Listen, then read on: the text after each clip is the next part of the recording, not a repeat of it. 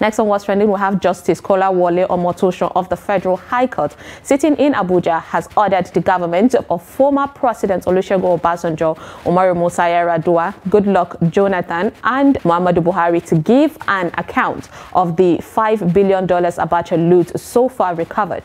Vanguard reports that in a judgment delivered on 3rd July 2023 in a Freedom of Information suit number FHC ABJ CS 407-2020 filed by the Socio-Economic Rights and Accountability Project (SERAP), the court ordered the government of the President Bola Tinubu to disclose the exact amount of money stolen by General Sani Abacha from Nigeria and the total amount of Abacha loot recovered, and all agreements signed on same by the government of former Presidents Obasanjo, Yar'Adua, Jonathan, and Buhari.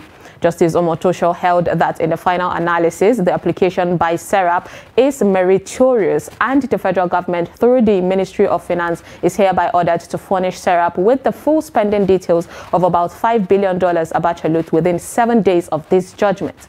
Justice Omotosho ordered the government to disclose details of the projects executed by the Abacha loot, locations of any such projects, and the names of companies and contractors that carried or carrying out the project since the return of democracy in 1999 till date.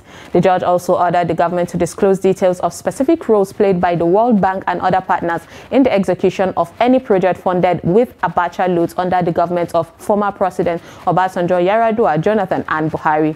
Justice Omotosho dismissed all the objections raised by the federal government and upheld SERAP's arguments. Consequently, the court entered judgment in favor of SERAP against the federal government. A netizen said, any president who is not ready to arrest any former president or head of state is not ready to fight corruption. A guy said, Yar'Adua never got the Abacha loot during his time. He would have used it meticulously had he got any. He is the best ever thing to happen to the presidency.